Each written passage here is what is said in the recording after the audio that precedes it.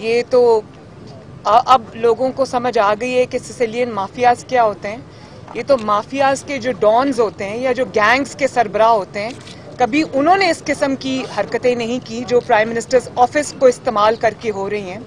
اور آپ اداروں کے سربراہوں کو بلا کر ان کو آپ یہ کہہ رہے ہیں کہ نواز شریف کے خلاف یہ مقدمہ کرو, اس کو گرفتار کرو, مریم نواز کے خلاف یہ مقدمہ کرو, رانا ثناء اللہ کے خلاف یہ مقدمہ بناؤ, اور ابھی تم گرفتار کر لو سب کو, مقدمہ کیا بنانا ہے یہ ہم بعد میں دیکھیں گے. یہ کبھی کسی مہذب ملک میں, مہذب دنیا میں کبھی کسی نے یہ سنا؟ کبھی اس قسم کی کوئی چیز کبھی کسی نے سنی؟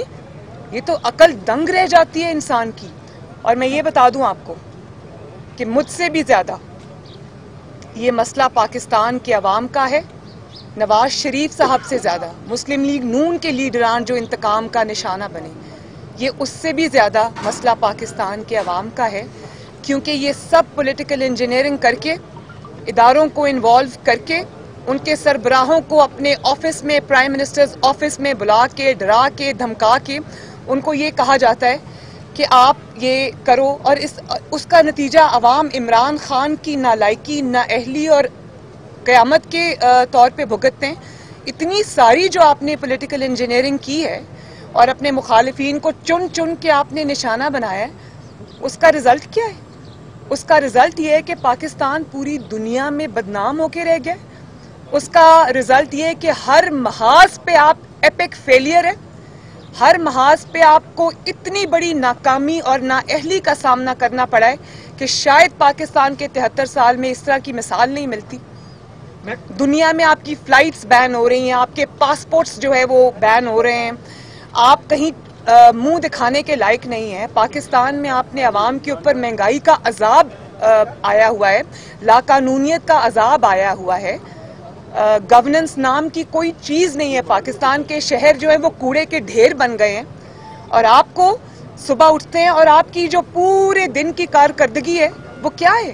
وہ یہی ہے کہ آفیسز میں بلا کے لوگوں کو یہ کہنا کہ فلاں کو اندر کرو, فلاں کے خلاف مقدمہ بناؤ, نہیں بھی بنتا تو بلاؤ. اور عرب ملک کے سربراہوں کے آپ وہ دے رہے ہیں کہ ادھر تو وہ اس طرح ڈال دیا, اندر تم بھی کرو, تمہیں کیا سوچنے کی ضرورت ہے؟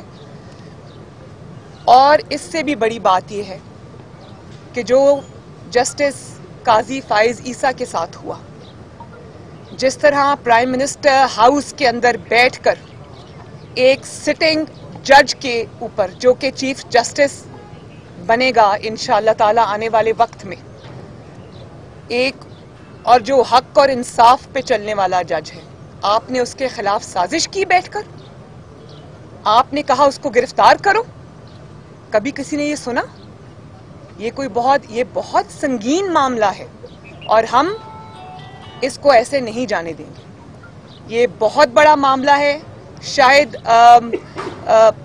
پاکستان کی تاریخ میں ایسا وقت کبھی نہیں آیا. مسلم لیگ نون اس کو نہیں جانے دے گی. اور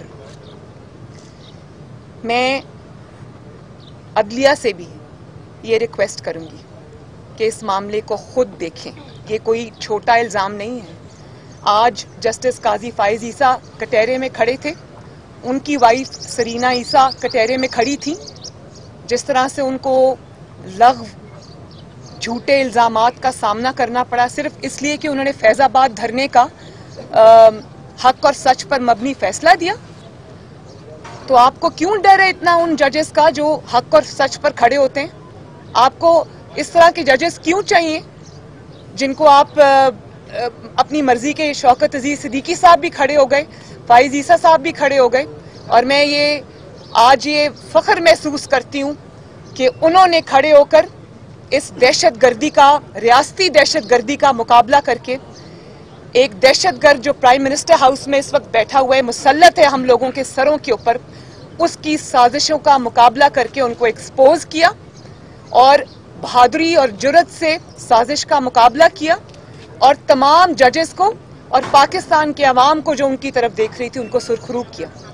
اور اگر یہ بھی دب جاتے, اپنے لیے آواز نہ اٹھاتے, لڑتے نہیں, جرأت نہ دکھاتے, تو یہ بھی آج ان کا بھی کہیں ذکر نہ ہوتا. تو یہ جو جرأت اور بہادری انہوں نے دکھائی ہے, جو جرت اور بہادری نواز شریف صاحب نے دکھائی ہے، یہ جانتے ہوئے بھی کہ یہ انتقام تھا، اپنی بیٹی کو لے کر آئے انگلینڈ سے، اپنی مرتی ہوئی بیوی کو چھوڑ کر آئے اور اس انتقام کا سامنا کیا۔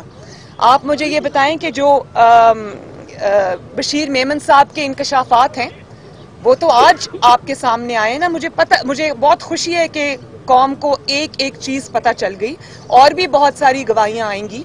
اللہ تعالیٰ کا نظام ہے کہ ہاتھ بھی بولتے ہیں، زبان بھی بولتی ہے، آنکھیں بھی گواہی دیتی ہیں، تو گواہیاں تو بہت آئیں گی۔ اور ابھی آپ حکومت میں اور آپ کے خلاف اتنی بڑی بڑی گواہیاں آ رہی ہیں، آپ اس دن کا سوچیں جس دن آپ کی حکومت ختم ہوگی، آپ کا حال کیا ہوگا اس دن۔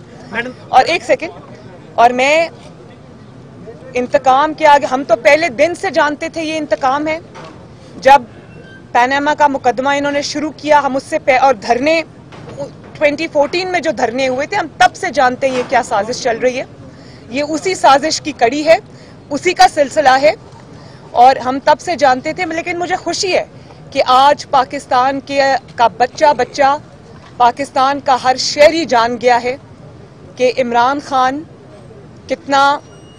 کس قسم کی ذہنیت کا آدمی ہے۔ آپ کا ووٹ چوری کر کے آیا اور مسلط ہوا ہمارے سروں پر، اور اس کے بعد اس نے پرائم منسٹر ہاؤس جیسے جگہ کا، اپنے آفس کا اس قدر غلط استعمال کیا، تو یہ جواب ان کو دینا پڑے گا۔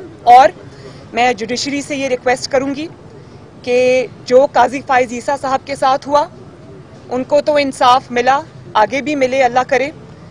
اور میں یہ بھی ریکویسٹ کروں کہ جسٹس شوکت عزیز صدیقی صاحب کو بھی انصاف دیا جائے، ان کی بات بھی سنی جائے۔ انہوں نے سٹنگ جج ہونے کے وقت انہوں نے یہ انکشافات کیے تھے، اس کے اوپر جوڈیشل کمیشن بننا چاہیے، کیونکہ آج اگر کٹہرے میں شوکت عزیز صدیقی صاحب کھڑے اور جسٹس قاضی فائز عیسیٰ صاحب کھڑے، تو کل کو کوئی بھی جج یہاں پر کھڑا ہو سکتا ہے۔